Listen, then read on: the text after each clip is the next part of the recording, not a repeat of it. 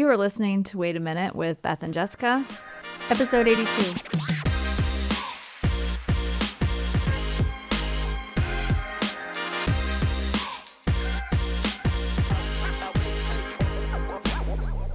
I'm Jessica Pearson, certified life coach. And I'm Beth Barnett-Babel, integrative nutrition therapist.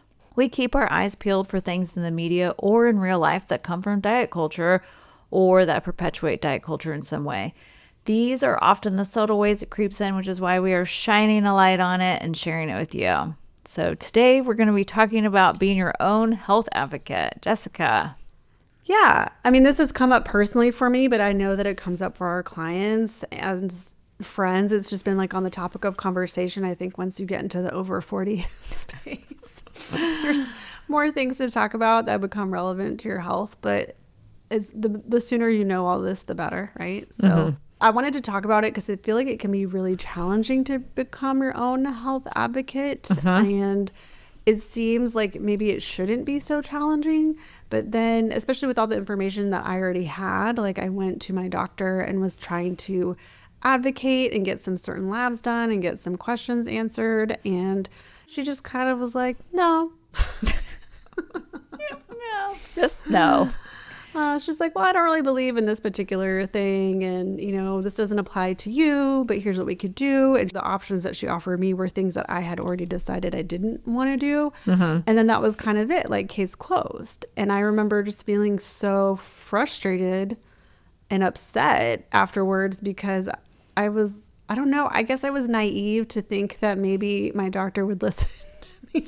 Well, and it wasn't even like things that you didn't want. She like basically just said you need to go seek mental help. Yeah, like it was all in your head. And so that's one of the many things that happens to a lot of people. It's like it's in your head in some capacity, or you just need to lose weight. Yeah, like those are the two things that we get offered. Totally. And yeah, so I'll just be clear with the audience. I have been kind of experiencing what I think might be some perimenopause symptoms, and some of them are more physical, but some of them are like mental health related, where I was just like feeling down more often, kind of less motivated. And yes, there's other circumstances in my life that could contribute to sadness, but it feels off. And there was like some brain fog, and I have been unmedicated for ADHD for a long time and been able to manage it, but it's starting to feel like slightly unmanageable. So all these things kind of culminated, and I thought, I've been reading Dr. Marie Claire's information and following her on Instagram about perimenopause and learned so much from that. I thought, gosh, this particular OBGYN that I've only seen one other time comes so highly regarded as a doctor that does listen. And I think what I mistook was that she's really good at birth. Like she's very open-minded in the birth and labor space. Gotcha. But I don't know that she is educated in the perimenopause space. Right. So I went to someone who maybe didn't have the education or the expertise and kind of expected more from them. So it's kind of a bummer that there's not like specialties within the specialty, right? Right. Like even within OBGYN or just GYN, like there's so many things under that umbrella, and it's okay. Not every doctor can be an expert in every area, but that should be like known. We should. Yeah, it seems like most of them are experts in the OB. It's like labor and delivery, and then a little bit of just like, well, here's your yearly pap smear. And then that's kind of it. And then all the things outside of that is like, well, got the PCOS, got endometriosis. Oh, so sorry. Can't help. Yeah. And I really didn't want to add weight on my list of symptoms with her just because I just knew this was going to happen. I put it at the very end. I was like, I'm just noticing that my body is changing. Like the weight is not that important to me, but I can tell that things are shifting. And then she was like, so like, how often do you work out? Do you work out? I was like, I ran 3 miles this morning. And she goes, oh, she was shocked or something. But she kind of clinged to the weight complaint more than any of the other things. And I was just like, oh, this is so frustrating. Like I couldn't get out of there fast enough. And I was so angry because it's like, wow, I know I'm just one of so many and I have the knowledge. So if I had not known or suspected what was going on with me, I would have just gone along with whatever she suggested, but she said just get on birth control and like go to therapy. And I was like, well, I haven't been on the pill in like 20 years. I don't want to get on the pill. Right. So yeah, I don't know. It was just, it felt very not good in my body to have that experience. And I know that happens to so many people. So many you know. people. And so I just wanted to talk about it so that you don't feel alone in your experience, and to know that sometimes we get those misses and we have to keep going, keep talking to more doctors and talking to other things. And I was going to share another thing with you. I don't think I told you this yet.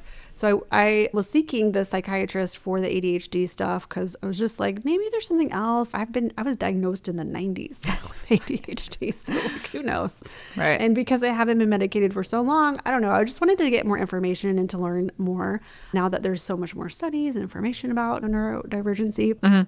So I had found this like psychiatrist under my health insurance, and then called that office. And what this office didn't tell me was that they had laid off all of their psychiatrists. They were no longer offering psychiatric support or therapy.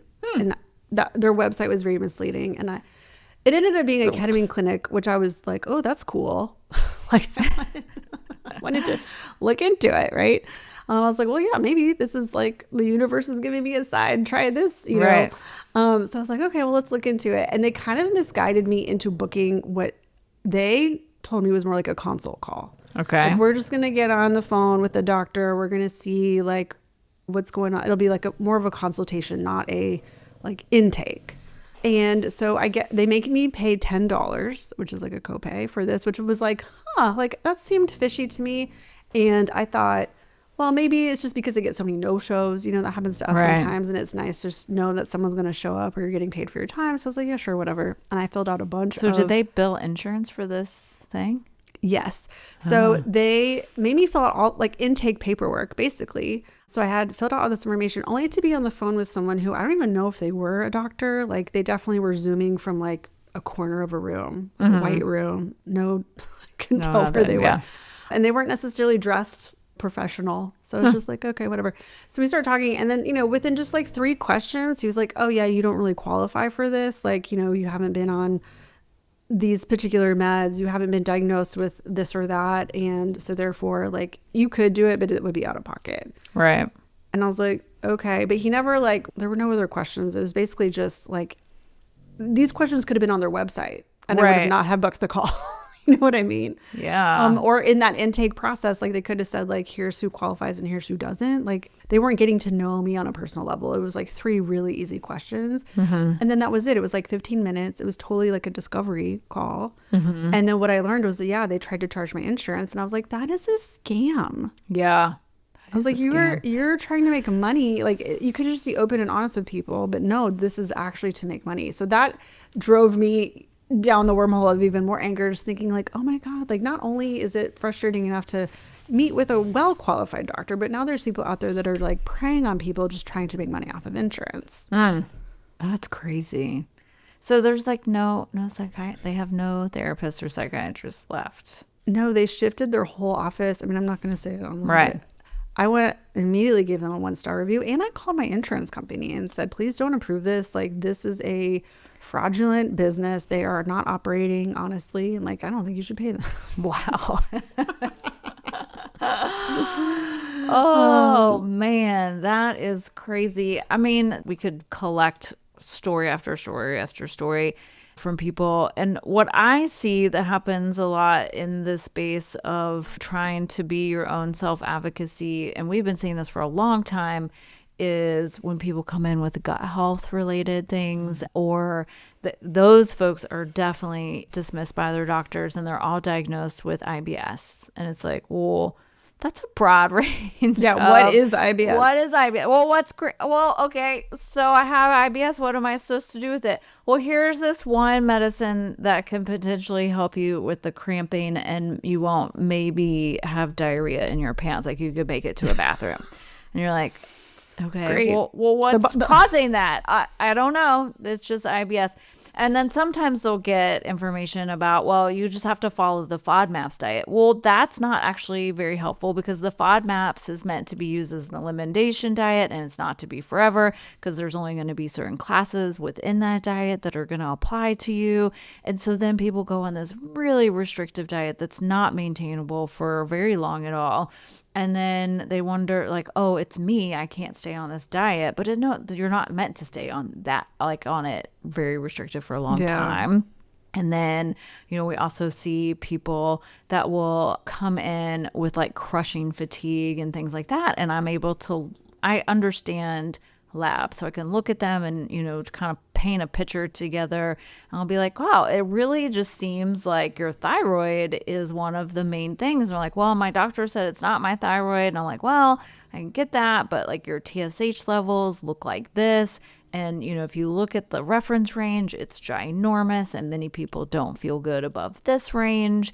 And so I'll be like, can you talk to your doctor again? Because I can't do anything. All I can do is help them nutritionally to get all the nutrients that their thyroid needs to function properly. But after a certain point, nutrients aren't going to solve the problem, right? Mm-hmm. So I don't pretend that I can fix it all through nutrition. I'm like, can you talk to your doctor again? And the doctor will say, no, it's not above the blood range. We're not here to help you. And even if the person tells them every single symptom that's related to low functioning thyroid, they'll be like, nope, not going to do it. Maybe you should lose some weight. And it's like, well, they can't lose weight because their thyroid doesn't work. Like that. Yeah. And so I really am like, I have like some patients that I'm like, I don't know what to do other than you need to either go find another doctor that will listen to you, or just be like, can we just try it? And just like hope that they will listen, because it's really frustrating when their body doesn't work. It's like, please just listen to the people. Just because the lab says that doesn't mean that the lab reference range is going to fit every single patient. Mm-hmm. Yeah, it's tough. And, we're not here to doctor bash. No, not at all. We know there's great doctors, in any industry, there's the spectrum of different types of practitioners, but the medical community in general is there to keep us alive. It's not necessarily the preventative or the investigatory realm. So it can be a challenge because it's not even really within their scope, and that's not what they're taught to do. And in a lot of cases, the research isn't even there. And the doctors are taught to go off what is in the book. And if it's not in the book, it's not real to them. Right. And that's tough. Yeah, that is tough. So we could go on and on about this, but what we want to share with you is helpful tips on how to become your own health advocate or somebody in your family that might be needing self-advocacy. So the first one is, as much as you can, to educate yourself. So there are books, there is the internet, but when you're on the internet, make sure it's a trusted website. I know it's complicated, but sometimes journal articles will pull up, and so you can at least read the summary. You don't have to know all the lingo, but you can read a summary of, is this a thing or not? And so PubMed, I think, can be really helpful, and the summary is always available to read without purchasing it. And so then it can give you an idea, is this it made up in my head or not? So that can be a good resource. Books and talking to people you trust, maybe finding other doctors. Yeah.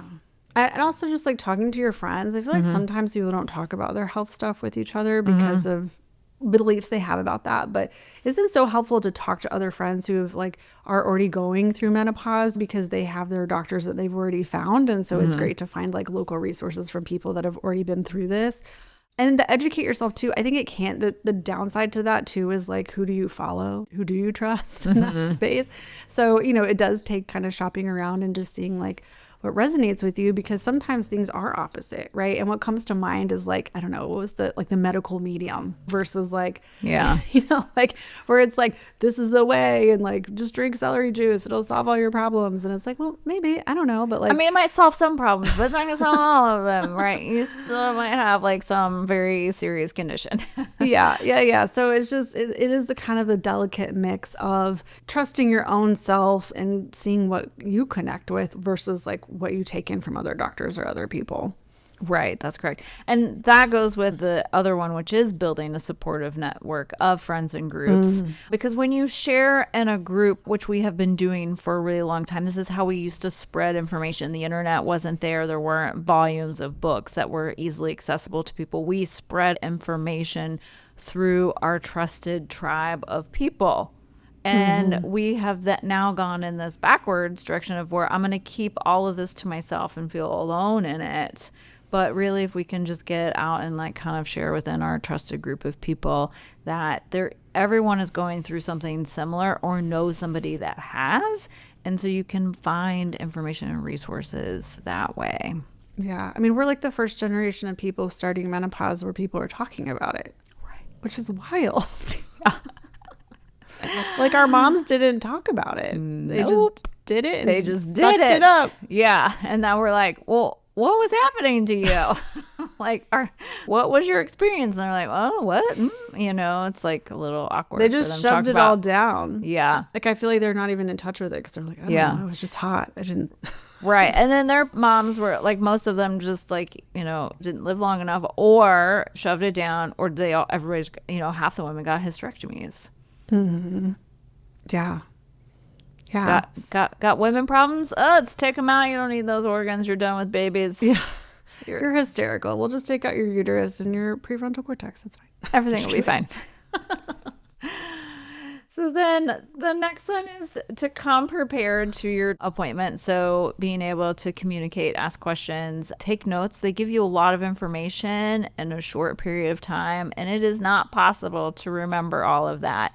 And be honest. So one thing that can be really, really helpful is to get your questions down that you have on your phone or on a piece of paper before you go. And the reason why is because I've had a number of friends that were prepared mentally in their head with all the questions that they had.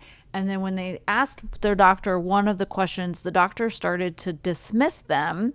And then they got all flustered, and then they didn't get any of their other questions answered because then they were like, and then, but so go prepared, write it down. Don't be embarrassed. Like, you're not expected to be an expert on all of these things. So go with your pre-planned questions and then write down, because they give you a whole lot of information in a short period of time. Next time I go, I'm going to like print out some PubMed research. I'm going to bring like an ebook. Yeah. Yeah, there's some resources of doctors that I have followed, and they have a printout of what to take and questions to ask and the information about. So, for example, how progesterone is really helpful for X, Y, and Z symptoms, and these are the safe sources and things like that. So there are some resources that give you the information to print out and take with you. Mm-hmm. Can I just side tangent a little bit on the opposite end of it being hard to find medical care? I just went on one of those like menopause websites, like was it MIDI Health or whatever, just because I was curious. And you just take a quiz and they're like, here's some estrogen. You're like, that might be too easy. I was like, wait, like yeah, it's like, okay, I guess that's kind of what I was after in the first place. But like, I also want to know that a doctor thinks I need it. You know, it's like, I don't know. It can just be like really off. So anyway, sorry, that was a tangent. Just thinking about like being prepared and having like, oh, well, I saw this. Like, is this accurate? Like, should I use it? So just, you know, right. Asking all the right questions. Yeah. Okay. So the next one is knowing your rights. Like that it's okay to get a second opinion. Right.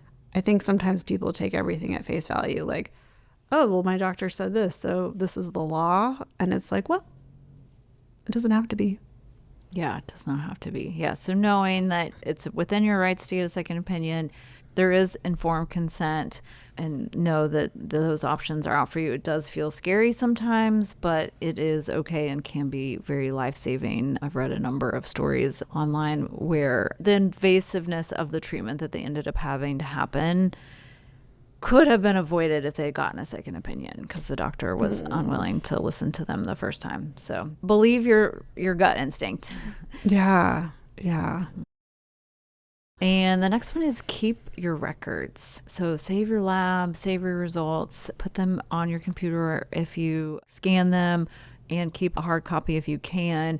And even if you are young and healthy, because this gives you a baseline for what is normal, and you can see what changes over time, because not all doctors have like this nice graph to see over time. So it is really helpful to be able to kind of look back. I have labs from when I first started going to a doctor, quote unquote, just to see how I was doing health-wise when I was in grad school. So I have labs for what's normal for me from when I was in my early 20s. Yeah, it's really great because this particular doctor I went to, this was her first time to do labs for me. And my cholesterol is always, it's not like clinically high, but it's always edging on the range of higher on the thing.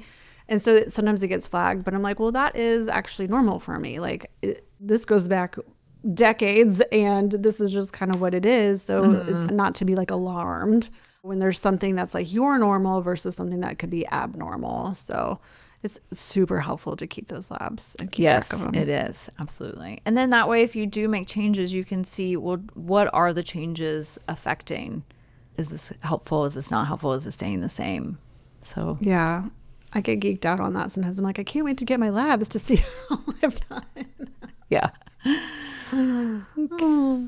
Okay. Well, the next one is just to express your needs and make those requests, right? So just ask, right? I think sometimes we're just afraid to ask. And yeah, your needs may not be met, but it never hurts to ask. And so if you can find that courage and sturdiness in knowing what you want by doing that preparation ahead of time and just saying like, this is what I do want or this is what I don't want, is very important. Sometimes that is the hardest part. Yes. Asking for what we want. Yes, I agree. And I find that if you don't lead with, I read on the internet, they won't immediately shut you down, because as soon as somebody says that, then they get real defensive. And then, they're like, and then they don't even hear what you said. Even if it's true, they may not, they may have stopped listening to you. You may have learned it on the internet. It's okay. But maybe start with saying something like, I was researching X, Y, and Z and was curious your thoughts on the condition, the medication, or what you have. And that will help keep the doctor more in an open frame of mind. It's, of course, like mind psychology of like trying to cater to their egos maybe, but they just get tired of hearing, I read on the internet, and then they just stop listening to people. Which is fair. People say that to us too sometimes. All the time. And we're like, maybe don't follow that person. But to credit the doctor, I can see that people are coming in and self-diagnosing all the time. All the time, especially with all the commercials on the TV about all these different conditions. Yeah, ask your doctor. Yeah, ask your doctor. But yeah, so it's maybe don't lead with that. Like, oh, I saw on Instagram. But you know what? They probably should start following those people too. I don't know. It's like the continuing ed for medical professionals is also very slow. Yeah, it is taking a while for some of that to get in. And you get to choose what you want your continuing ed to be in. So they can just keep self-selecting the easy thing that keeps them in that same box. Like that can totally happen as well. And then finally, lab work.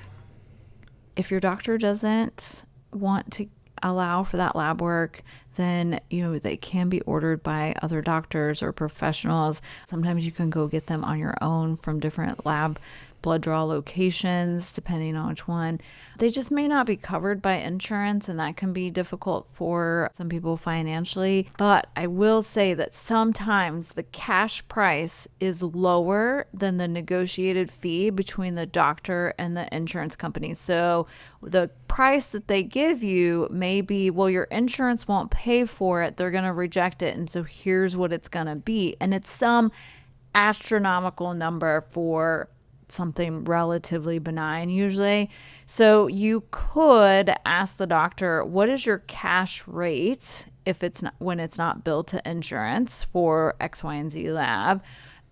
Or you can ask somebody else that can get these labs, because if you knew the price difference between the cash rate versus what gets billed to the insurance, you would lose your mind. I do every time. I get real upset. So I'll see the balance bill from, say, Quest, from my labs getting drawn, and I'll see what the insurance was charged, and I'm like, for the love of Pete, because I know how much that would be if I just paid out of pocket for it. And so I'm still netting a lower cost by going through my insurance, but not by much. If I had just paid for all of those labs cash versus what they're billing the insurance and then what my balance is left, it's sickening, honestly. Yeah. So I don't know if the medical landscape is changing anytime soon. But, I mean, more and more doctors are leaving their traditional practices to open up their own like functional med practices or just out of pocket practices because they don't want to see 60 patients a day and they want to try to provide better care. But that's still tough for the average person that was not going to pay thousands of dollars for medical care. Yeah, it is really tough when they're like, well, it's $600 to come see me for the first time. It's like, You're like, just come again? Like that's really challenging. Yes, I would love to have an hour-long conversation with a doctor, and I can't afford $600. Yeah. So I think that is tough. I wish there was an in-between here in the United States. Well, and not to mention, I just feel like the process of finding a doctor, booking an appointment, waiting for that appointment, because I feel like now, ever since maybe COVID, I don't know, we just suddenly have more people going to doctors, but it takes months to get, you're planning months in advance. And so then if you go in and then you're dismissed, it's like back to the drawing board. You're kind of starting all over. Like it can take so much time. And meanwhile, you're like struggling with something. Yeah, you're truly suffering. So hang in there. And we hope that you guys learned something and can feel courageous to be your own advocate.